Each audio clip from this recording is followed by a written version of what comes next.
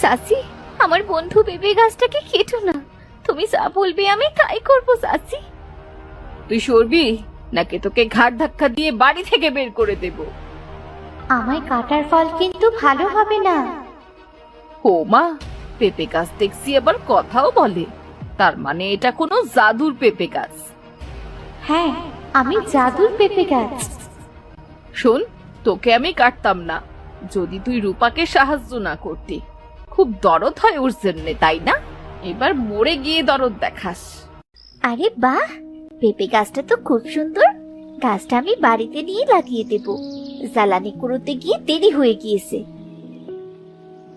যাই, এবার বাড়ি ফিরে যাই, নতুবা চাচি আবার খুব বকবে।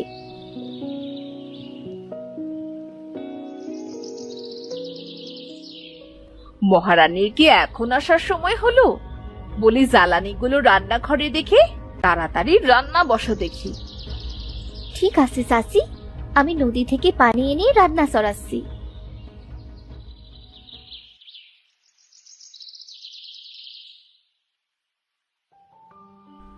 চাচা চাচি তো এখন বাড়িতে নেই।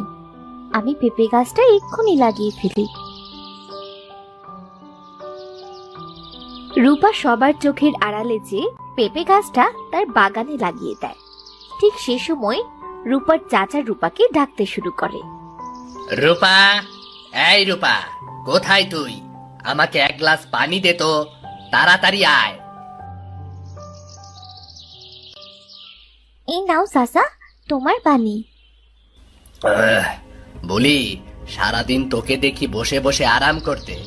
কখনো যদি একটু কাজের কথা বলি তবে তুই 10 ঘন্টা লাগিয়ে দিবি। তোর কাজ কি একটুও ভালো লাগে না? চাচা, আর এমনটা হবে না। আমি সব কাজ তাড়াতাড়ি করার চেষ্টা করব। তোকে না বলেছিলাম রান্না চড়াতে? সেটা না করে ঘুরে বেড়াচ্ছিস। বলি বাকি কাজ করবি কখন? মিনার কথা শুনে রূপা ভয়ে ভয়ে বলে, চাচি, আমি সব কাজ করে দেব। দয়া করে আমায় মেরো না চাচি, আমায় একটু সময় দাও। আসলে নদীতে অনেক ভিড় ছিল, তাই পানি আনতে দেরি হয়ে গেছে চাচি। তোকে আজ কিচ্ছু বললাম না। রান্না শেষে রান্নাঘরের সব বাসনপত্র পরিষ্কার করবি। তারপর বাজার থেকে তোর চাচা যে মাংস এনেছে সেগুলো তাড়াতাড়ি কেটে ফেলবি। আর হ্যাঁ, দুপুরের খাবার তুই পাবি না আজ। আজ কাজ শেষ হলে শুধু পানি খেয়ে থাকবি। এটাই তোর শাস্তি।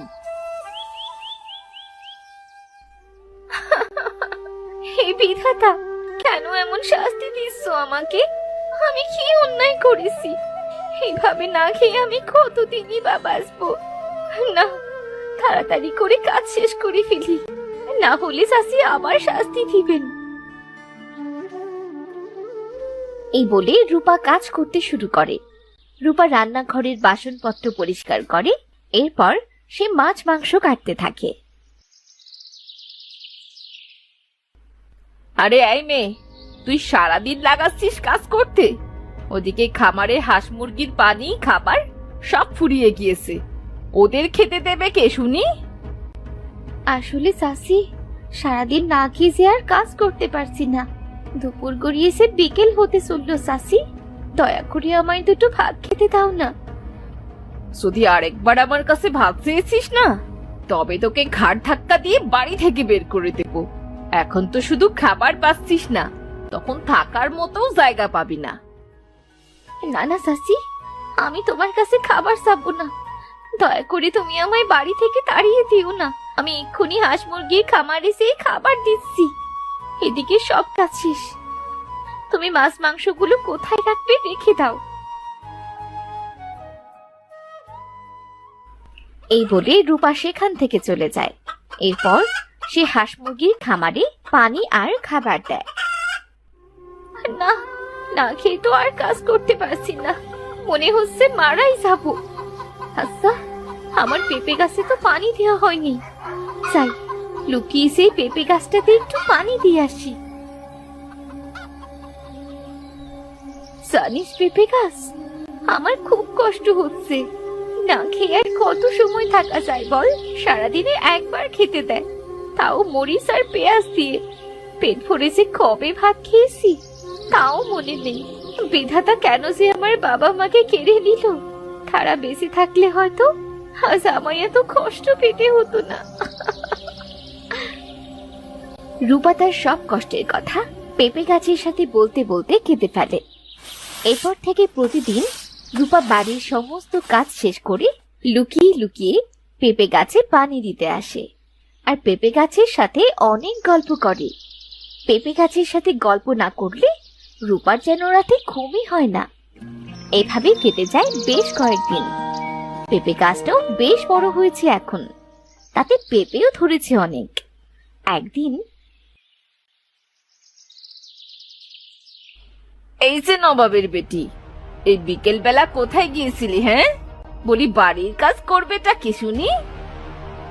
আসলে চাচি, আমি একটু সুমিদের বাড়িতে গিয়েছিলাম। সুমি বলেছিল যেতে। তার মানে তুই ওদের বাড়ি খেতে গিয়েছিলি? বিশ্বাস করো চাচি, সুমি আমাকে খেতে থাকেনি। ওর মা বাড়িতে নেই বলে যেতে বলেছিল, কিন্তু আমি যেই চলে এসেছি। তোর হাত দেখি। ঠিক আছে, যা গিয়ে কাজ কর। কে শোন, আজ রাতেও তুই খাবার পাবি না। চাচি, সারাদিন তো কিচ্ছু খাইনি, রাতে না খেলে যে আমি মরেই যাবো। বলি, বাড়ির খেয়ে অন্যকে সাহায্য করতে যাস কেন? এদিকে বাড়ির সব কাজ পড়ে আছে। বলি, এই নে রূপা, এই ঘাসগুলো তাড়াতাড়ি কেটে গরুকে খেতে দে তো। আমি এক্ষুনি কেটে দিচ্ছি চাচা। মা, ও মা, ওই দেখো তো আম গাছটাতে কত বড় একটা আম। ওই আমটা আমি খাবো মা। আম তো একেবারে ওপরে, ওখানে উঠলে আমি পড়ে যাব। আমি পারবো না। তোকে উঠতে হবে না, ওই আম তোকে রূপায় পেরে দেবে। চাচি, আমিও তো উঁচুতে উঠবো কেমন করে? সেটা কি তোকে মা বলে দেবে নাকি? তাড়াতাড়ি গরুকে খেতে দিয়ে খামারে খাবার দিয়ে আমার সোনা মায়ের আমটা পেরে দে। ওগো, তোমাদের জন্য আজ পিঠে বানাবো, চলো।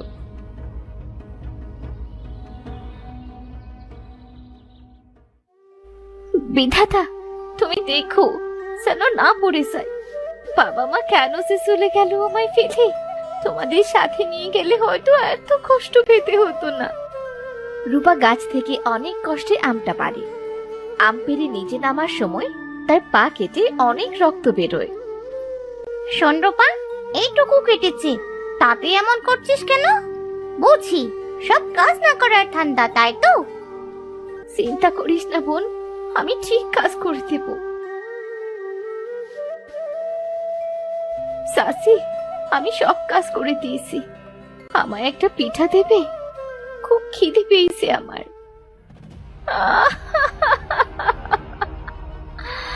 খুব কষ্ট হচ্ছে আমার। চাচি, চাচি ছেড়ে দাও। জানিস তো দিবে না, তবে কেন এসেছিস? এই নে, এই পিঠাটা নিয়ে যা এখান থেকে। পিঠা রাখো বলছি, আজ আবার মায়া দেখাচ্ছ? বেশি মায়া দেখালে কিন্তু বাপের বাড়ি চলে যাব বলে দিলাম। লাগবে না, লাগবে না পিঠা, লাগবে না চাচা। এই বলে রূপা কাঁদতে কাঁদতে পেঁপে গাছের কাছে আসে। জানিস পেঁপে গাছ, আমার না খুব কষ্ট হচ্ছে।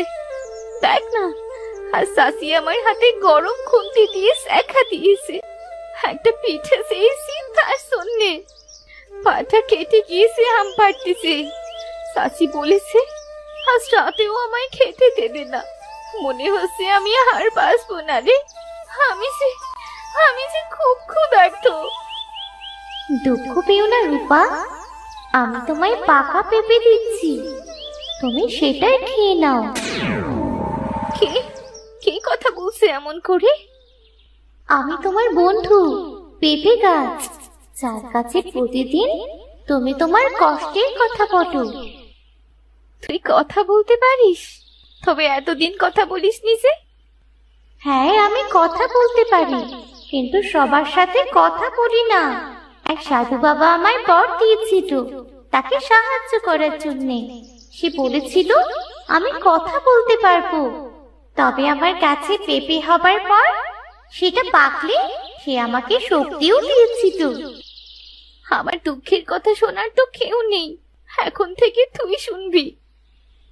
হয়েছে, এখন তাড়াতাড়ি পেঁপে খেয়ে নাও দেখি। এখন থেকে ক্ষুধা পেলেই আমার কাছে চলে আসবে। ঠিক আছে বন্ধু। কতদিন পর যে পেটটা ভরলো, কি বলবো, তোকে কি বলে ধন্যবাদ দেব বন্ধু, তুই খুব দয়ালু। আচ্ছা, সন্ধে হয়ে এসেছে, আমি বাড়ি গেলাম তবে। একটা পেঁপে নিয়ে যাও, রাতে খেও।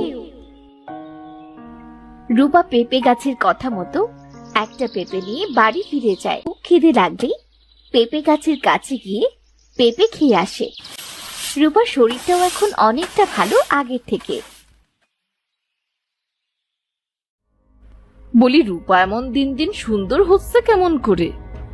সেটা তো আমিও বুঝতে পারছি না, না খেয়ে কেউ এত সুন্দর কেমন করে হয়? আমার তো মনে হয় রূপা লুকিয়ে লুকিয়ে কিছু একটা খায়। আমাকে তো ব্যাপারটা দেখতে হচ্ছে তবে। তার মানে রূপা এই পেঁপে খেয়েই এত সুন্দর হচ্ছে দিন দিন। কিন্তু এখানে পেঁপে গাছটা এলো কোথা থেকে, এসব পরে ভাবা যাবে। এই পেঁপে গাছটাই আমি রাখবো না। দেখি এবার তুই কি খেয়ে থাকিস।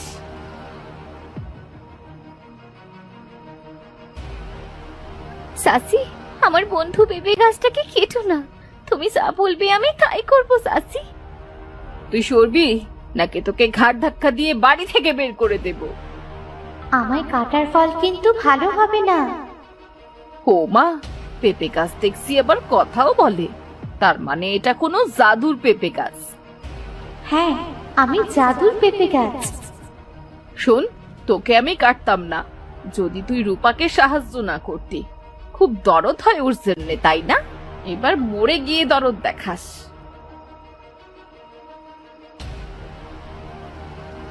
এই বলে মিনা পেঁপে গাছটা কেটে দেয়। রূপা সেখানে বসে কাঁদতে থাকে। রূপাকে আবারও না খেয়ে থাকতে হয়। সে সারাদিন কাজ করে ক্লান্ত হয়ে যায়, তার চোখে থাকে সব সময় পানি। আমার আর কেউ নেই, পেঁপে গাছের সাথে কথা বলতাম আর সে আমায় খাবার দিত। এখন পেঁপে গাছও নেই, আমায় আর সাহায্য করারও কেউ নেই। আমার পেঁপে গাছ নেই তাতে কি, তাও ওখানে একবার গিয়ে দেখি। খুব মনে পড়ছে আমার পেঁপে গাছের কথা। এই কি, এত বড় মোটা পেঁপে গাছ কেমন করে হলো? আমি পেঁপে গাছের গোড়া থেকে জন্ম নিয়েছি আবার। আমাকে এবার আর কেউ মারতে পারবে না। আমি আবার এসেছি, এবার আমি আরো শক্তিশালী। আমায় কেউ কেটে ফেলতে পারবে না। তুই তুই আবার ফিরে এসেছিস, আজ আজ আমি সত্যি খুব খুশি। এতদিন কেন আসোনি তুমি? তোকে দেখতে পাবো না তাই আসিনি, আজ তোর কথা খুব মনে পড়ছিল, এই জন্য এলাম এই জায়গায়। তোমাকে ছাড়া থাকতে আমারও ইচ্ছে করছিল না, তাই আবার জন্ম নিয়েছি। তোমাকে দেখে মনে হচ্ছে কিছুই খাওনি। আমি তোমাকে পেঁপে দিচ্ছি, খেয়ে নাও। তুই খুব দয়ালু পেঁপে গাছ, তোর এই ঋণ আমি কোনোদিনও ভুলবো না। রূপা, এবার আমি শুধু তোমাকে খাওয়ার জন্যই পেঁপে দেব না, তোমার জীবনে সুখ আর আনন্দ ফিরিয়ে দেব। তুমি আমাকে কত যত্ন করে বড় করেছো, তোমার জন্য আমি গ্রাম দেখতে পাচ্ছি, বেঁচে আছি। না হলে তো বন্য পশু কবেই আমায় খেয়ে ফেলতো। রূপা আর পেঁপে গাছ যখন কথা বলছিল, সেখানে মিনা চলে আসে। হে কি, এই পেঁপে গাছ আবার এলো কেমন করে? এটা তো আগের থেকে অনেক বড়। আমার বন্ধু আবার ফিরে এসেছে সাসি, দয়া করে আমার কাছ থেকে ওকে দূরে সরিয়ে দিও না। এবার তো এই পেঁপে গাছটাকে আমি কেটে পুড়িয়ে দেব, দেখি ও কেমন করে ফিরে আসে। আর এই বলে মিনা যখনই পেঁপে গাছটা কাটতে যায়, তখনই মিনার হাত আটকে যায় আর সে গাছ কাটতে পারে না। হে কি, আমার হাত আমি কেন নামাতে পারছি না? কি হলো আমার হাতের? আর লাগছে আমার।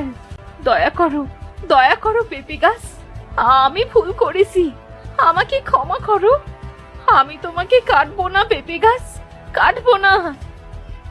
একদিন মার খেয়ে এমন করছো? তুমি রূপার ওপর এর চেয়ে বেশি অত্যাচার করো, আমি তোমায় ছেড়ে দেব। যদি তোমরা রূপার ওপর ভালো আচরণ করো, তাকে মেয়ের মতো ভালোবাসো। আমি রাজি, আমি তোমায় কথা দিচ্ছি পেঁপে গাছ, আমি রূপাকে আমার মেয়ের মতোই ভালোবাসবো। ঠিক আছে, আমি ছেড়ে দিচ্ছি তোমায়। শুধু তুমি নও, তোমার স্বামীও মেয়েকে বলবে ভালো আচরণ করতে, না হলে তারাও শাস্তি পাবে। রূপা, তুই আমায় মাফ করে দে মা, আমি তোর প্রতি অন্যায় করেছি, আমার এমন করা একদম ঠিক হয়নি। ঠিক আছে চাচি। পেঁপে গাছ, তোমাকেও অনেক ধন্যবাদ, তুমি আমার বড় উপকার করলি, আমাকে তুই সব ফিরিয়ে দিলি পেঁপে গাছ। এরপর রূপা মিনার সাথে বাড়ি চলে আসে। বলি রূপা, শোন, তোকে বসিয়ে আর খাওয়াতে পারবো না, তুই আজই এই বাড়ি থেকে চলে যাবি। এমন করে বলো না, ও তোমার রক্ত, আমার মেয়েটার প্রতি অনেক অন্যায় করেছি আমরা, তুমি তো তোমার ভাইকে বলেছিলে যে রূপাকে দেখে রাখবে। তুমি ঠিক বলেছ মা রূপা, তুই আমাকে ক্ষমা করে দে, আজ থেকে তুইও আমার মেয়ে।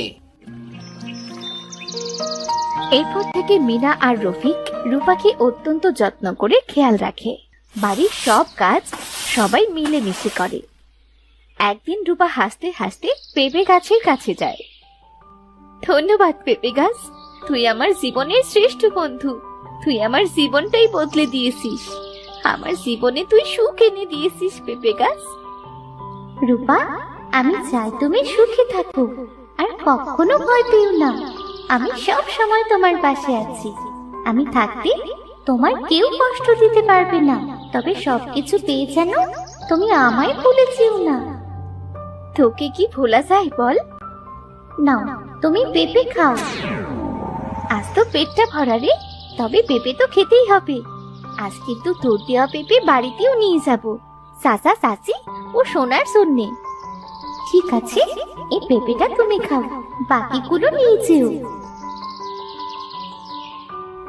রূপা খুশি মনে পেঁপে খায়। এরপর বাকি পেঁপেগুলো বাড়ি নিয়ে এসে রফিক ও মিনাকে দেয়। মিনা ও রফিক পেঁপে খেয়ে তো বেশ তৃপ্তি পায়। এখন আর রূপা চুরি করে নয়, সবার